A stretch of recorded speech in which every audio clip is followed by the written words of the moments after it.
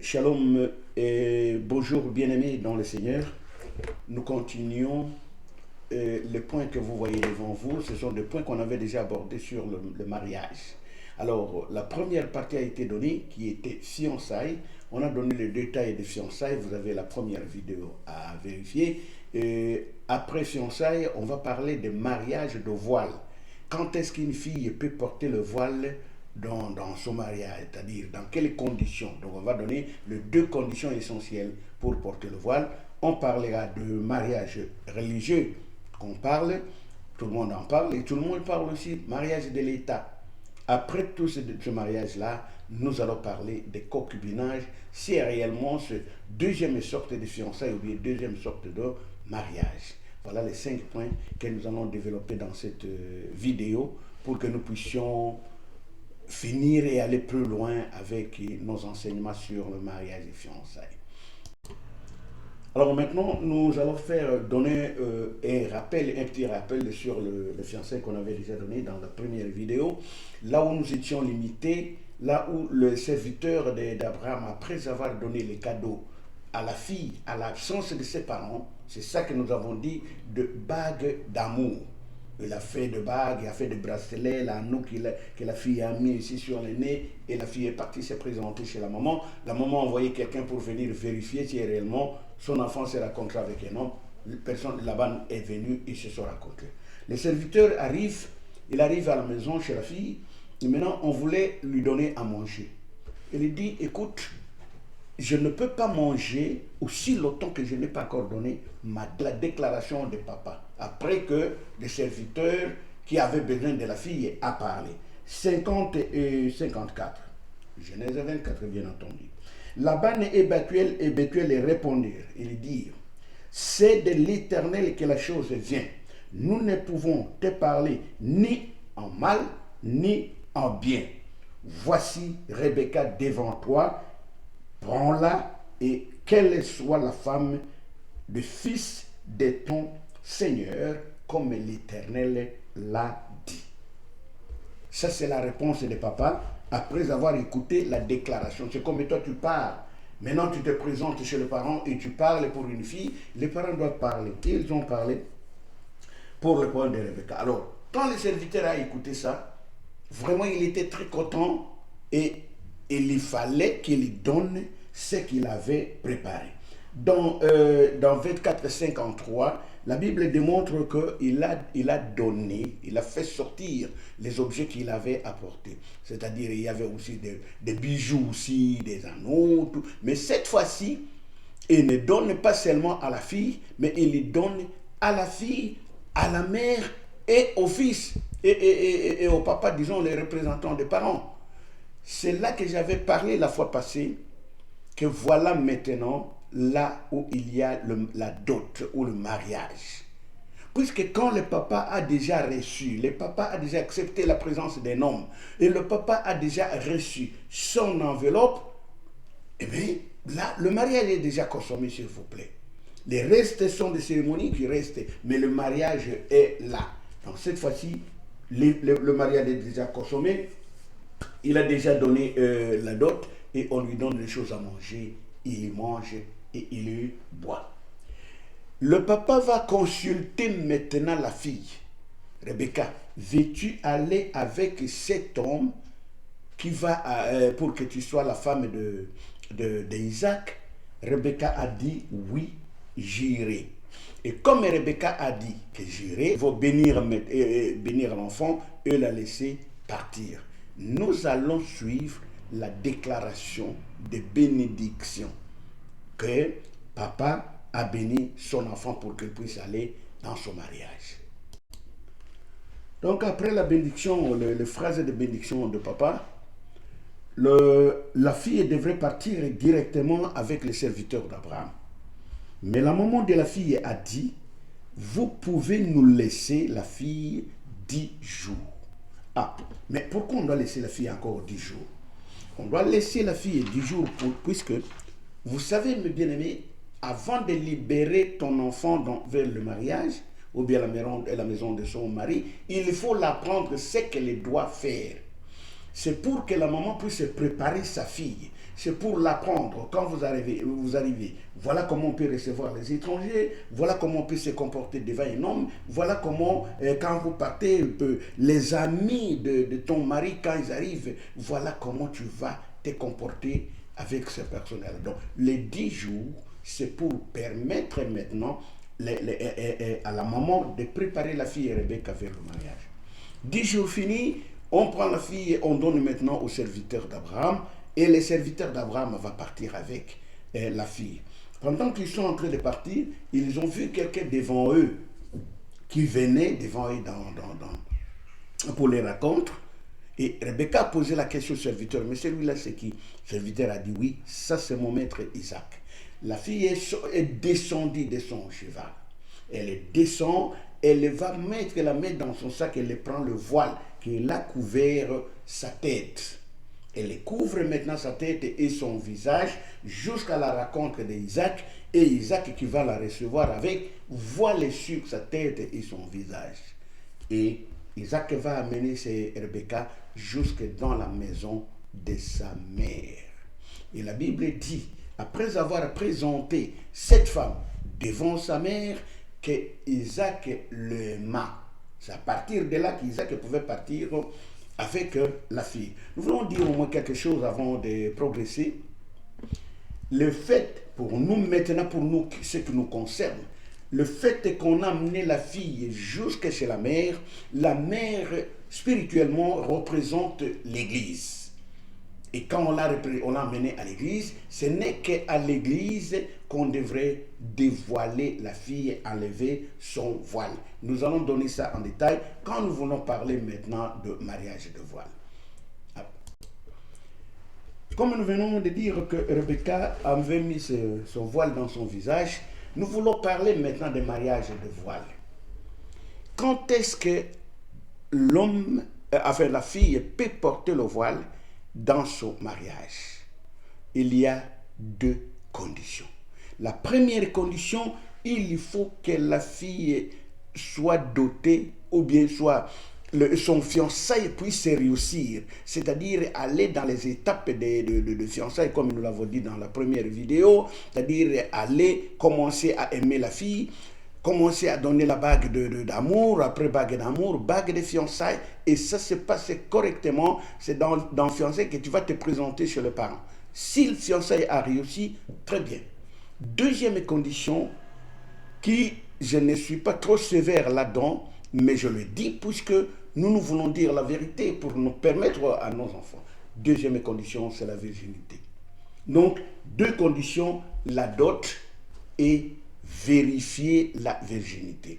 Dot, c'est le papa qui reçoit, mais la virginité, c'est toi l'homme qui doit vérifier si réellement tu as pris ta femme vierge. Si les 2 conditions sont réunies, cette fille-là doit porter le voile dans son mariage. Puisque le voile, par définition spirituelle, c'est la virginité. Voile n'a rien à faire en esprit, c'est la virginité pour montrer que cette fille n'a jamais été touchée, cette fille, il n'y a personne qui l'avait déjà, elle n'a jamais été dans le mariage, il n'a pas aussi des enfants aussi ailleurs avec d'autres personnes.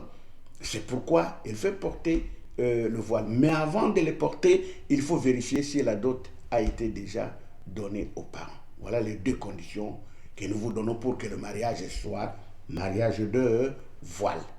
Amen, mes bien-aimés. Bien, nous voulons descendre directement pour parler de virginité. Vous avez déjà vérifié. Nous sommes arrivés sur le mariage de l'Église et mariage de l'État. Nous avons dit la fois passée que l'Église n'a pas d'enfants.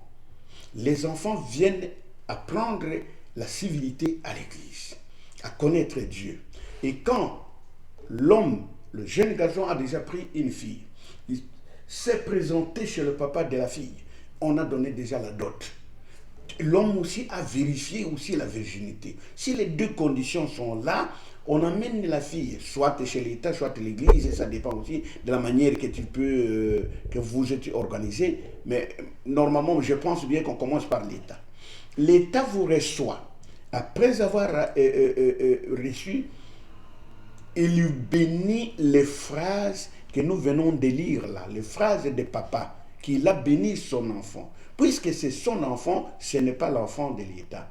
Et il va bénir ça. Pourquoi? Puisque vous remarquez ça, l'État en deuxième position, dans le livre des Romains chapitre 13, verset 4, on dit, les magistrats sont des serviteurs de Dieu. Amen. Il va bénir ça aussi. Bénir les paroles de papa en vous acceptant sur son territoire. Là où nous vivons ici, s'il y a un problème au niveau de votre couple, la police vient. Il prend l'autorité, soit l'un, soit l'autre, on le met dehors et la chose est finie. C'est ça la responsabilité de l'État. Alors, si vous avez fini et vous partez à l'église, c'est la même chose. L'église n'a pas d'enfants. L'église, c'est-à-dire on présente la déclaration de papa, nous bénissons les phrases de papa, nous bénissons ça à présence des anges, à présence des serviteurs de Dieu, à présence des témoins, pour que Dieu agrée maintenant ce que papa a prononcé. Donc, mariage de l'église, mariage de l'État n'existe pas, mais ce sont des bénédictions de la parole que papa a prononcée pour bénir son enfant. Amen, mes frères. Voilà, c'est les deux mariages-là. Donc, nous passons automatiquement au troisième mariage ou ce quatrième mariage, si pas cinquième, qui est concubine. Comme vous voyez les textes, vous pouvez lire aussi avec moi. Concubinage, ce n'est pas un mariage. C'est-à-dire, l'homme se rencontre avec une fille dans la rue, ou dans n'importe quel moment, à n'importe quel endroit. Il demande à cette fille-là, viens, si tu es libre, je veux vivre avec toi. Ou même si tu es occupé, mais moi, je veux vivre avec toi. Et la fille va dire, je ne suis pas marié ou je suis marié. Et le garçon va dire, viens, on va rester avec toi. Et dans notre, j'apprécie bien notre langue, en lingala, on dit yakatufanda. C'est-à-dire, garçon, moi si, alobi yaka tufanda. C'est ça concubinage. Donc, Bofandi Naye, ce n'est pas elle est votre femme. Non, elle n'est pas votre femme, puisque vous n'avez pas suivi les étapes des fiançailles et les étapes des dot. Vous n'avez pas doté la fille. Et là, des garçons, si il est conscient, enfin, excusez-moi, je ne dis pas qu'il est conscient, mais des fois, il n'a pas la facilité, les moyens. Et alors, on est en train de mettre au monde. Les jours que le garçon va trouver l'argent, il va sortir des concubinages pour officialiser son mariage. Cette fois-là, la fille ne peut plus porter le voile. Même si c'est lui qui avait déviergé la fille, il ne peut plus. Puisque il y a des hommes qui sont maintenant au milieu, il y a des enfants, les enfants sont innocents. Je ne peux pas dire que les enfants sont des enfants illégaux ou bien illégaux. Non, ça vient de Dieu. Ils sont venus pour servir le Seigneur. Donc il n'y a pas un problème d'illégalité là-dedans, mais la maman ne peut plus porter le voile. Puisque vous êtes ensemble longtemps, il y a des gens au milieu de vous, donc ça, Yakatufanda n'est pas accepté en réalité. Et c'est pourquoi nous disons, nous donnons ces choses, puisque nous ne voulons pas l'histoire de Yakatufanda. Vous devez honorer la fille correctement. Vous devez suivre les étapes de fiançailles et après ces étapes, eh bien, vous passez au mariage. Peu importe le mariage, on ne demande pas 1 milliard d'argent. Non, c'est l'amour que vous allez manifester devant les parents. C'est ça justement le mariage. Donc, nous sommes arrivés... je reviens sur le problème de mariage de voile.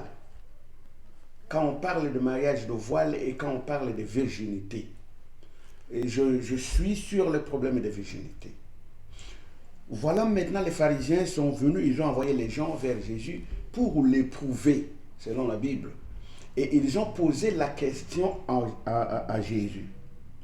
Matthieu chapitre 19, verset 9. Je vais répondre 9, mais il y a à partir de 3. La 3 de 3, les pharisiens abordaient et dirent pour l'éprouver. Est-il permis à un homme de répudier sa femme pour un motif quelconque? Jésus va répondre au verset 9. Il dit, mais je vous dis que celui qui répudie sa femme, sauf pour infidélité, et qui en épouse une autre, commet déjà l'adultère. Les pharisiens, c'est pour l'éprouver, c'est-à-dire, mais pas pour l'éprouver, puisque la déclaration de Moïse diffère avec ce que Jésus a donné. Moïse, vous savez, la période de la loi, c'est œil pour œil, dent pour dent. Tu commets le péché, alors là, on finit avec toi. Mais cette fois-ci, Jésus n'a pas aboli cette loi-là, mais il a modifié ça d'une façon spirituelle. Mais il faut avoir l'Esprit de Dieu pour comprendre la réponse de Jésus. Il dit, vous pouvez bien sûr répudier non, vous ne pouvez pas répudier la femme, comme on vous a dit de donner la lettre de divorce. Mais la seule condition, si ma tradition est correcte, la seule condition, c'est la condition d'infidélité. S'il y a l'infidélité au niveau des fiançailles, s'il y a l'infidélité au niveau de couple, eh bien, vous pouvez refuser et répudier cette femme-là. Pourquoi Jésus a autorisé? Nous allons voir dans le livre des Lévitiques, chapitre 17. Mais avant que nous puissions aller dans le Lévitique, dans Lévitique 17, nous pouvons revenir sur le texte de Deutéronome 22, verset 28, qui dit, si un homme me rencontre une jeune fille vierge non fiancée et lui fait violence et couche avec elle et qu'on vienne à les surprendre, l'homme qui aura couché avec la jeune fille donnera au père de la jeune fille 50 cycles d'argent et parce qu'il l'a déshonorée, eh bien, il la prendra pour femme et ne pourra pas la refuser tant qu'il vivra. C'est-à-dire, c'est toi qui as déviergé cette fille et je suppose que tu dois donner l'argent comme la Bible déclare, peu importe le temps de la loi, vous ne pouvez pas refuser cette fille. Et revenons sur le problème d'infidélité dans Lévitique chapitre 17 verset 11. Pourquoi Jésus a autorisé ça? C'est ça notre importance. Lévitique 17 verset 11, la Bible déclare, car l'âme de la chair est dans le sang. 17, 11a, la première partie. L'âme de la chair se trouve dans le sang. Et si vous regardez dans Genèse chapitre 2, verset 23, et l'homme dit, voici cette fois-ci l'os de mes os et la chair de ma chair, on l'appellera femme. Et nous voulons relier ces événements. La lecture de la Bible est finie maintenant. Nous voulons comprendre spirituellement qu'est-ce que ça veut dire cette histoire. L'homme, Dieu dit dans le livre de loi, il dit l'âme de la chair se trouve dans le sang. L'âme d'un être humain se trouve dans le sang. Et quand on a amené la femme chez l'homme, l'homme a dit, voici cette fois-ci l'os de mes os, chair de ma chair, alors que l'âme de la chair se trouve dans le sang. Le problème est très simple.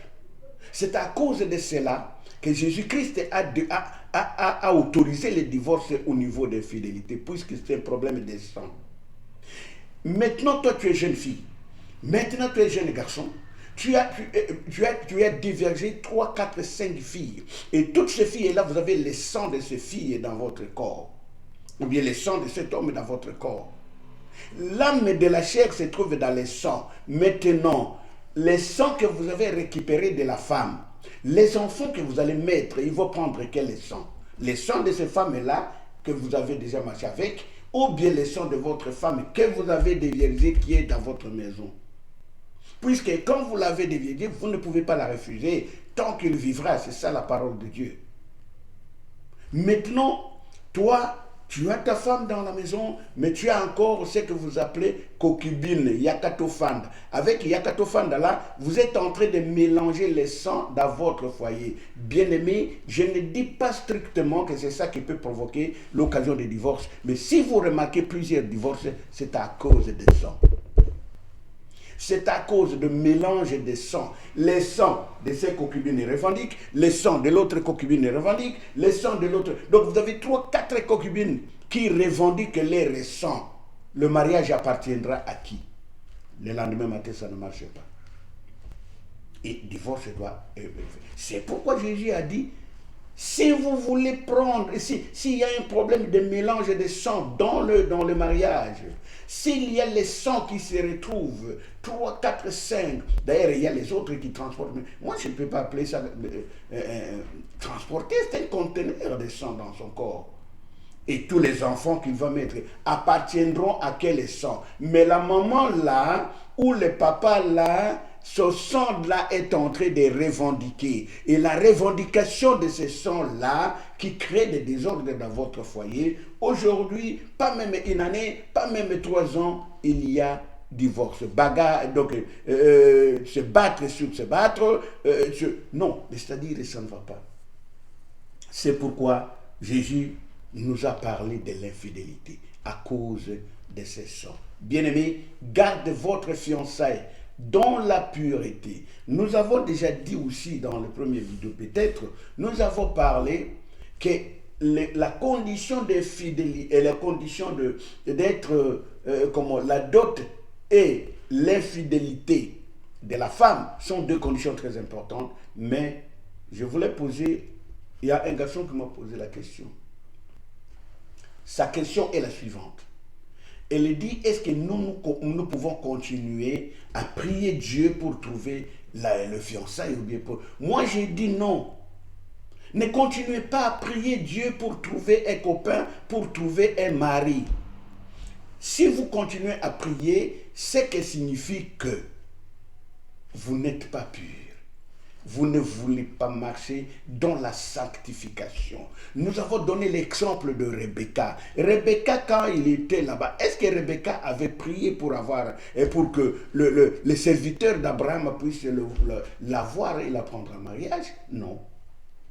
Si elle prie, bon, elle est née dans une famille chrétienne, bien entendu, mais je ne pense même pas un seul instant qu'on a dit que la fille, elle a pris beaucoup. On a dit 2 conditions, elle est belle et elle craignait Dieu, puisqu'elle est née dans une famille chrétienne et on l'a épousée clairement. Marie, qui était aussi fiancée à Joseph.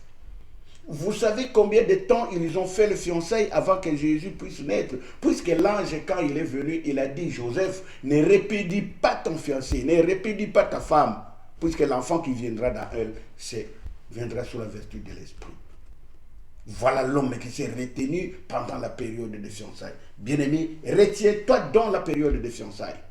Le Seigneur va te visiter. Si tu n'as pas encore trouvé un fiancé, ma chère jeune fille, mon cher monsieur le garçon, si vous n'avez pas encore trouvé une fille, vous n'avez pas encore trouvé un garçon, ne vous en faites pas. Marchez dans la crainte de l'Éternel. Marchez dans la sainteté. N'emmenez pas les sangs avant de vous marier dans votre corps. Vous êtes en train de préparer le divorce d'une façon désordonnée. Dieu, nous te disons merci de tout enseignement, de cet enseignement-là que vous nous avez envoyé par la direction du Saint-Esprit. Père, merci pour mon frère qui va me suivre, pour ma soeur qui va me suivre, pour que nous puissions marcher dans la sainteté, afin qu'il puisse se préparer un bon mariage, afin qu'il puisse se préparer de bons fiançailles, afin qu'il puisse se réserver devant les tentations de ce monde, pour qu'il puisse rester le Fils en Jésus. Nous te disons merci. Merci puisque ton esprit nous a conduits. Merci pour les directives que nous avons données. Si c'était par la chair, pardonnez-nous, mais je sais que c'est par la direction du Saint-Esprit que nous avons parlé. C'est pourquoi nous vous remercions. Que la grâce puisse couvrir ces enseignements. Tout et chacun qui va nous suivre, qu'il soit aussi béni au nom de Jésus-Christ, que nous avons ainsi prié et nous disons Amen.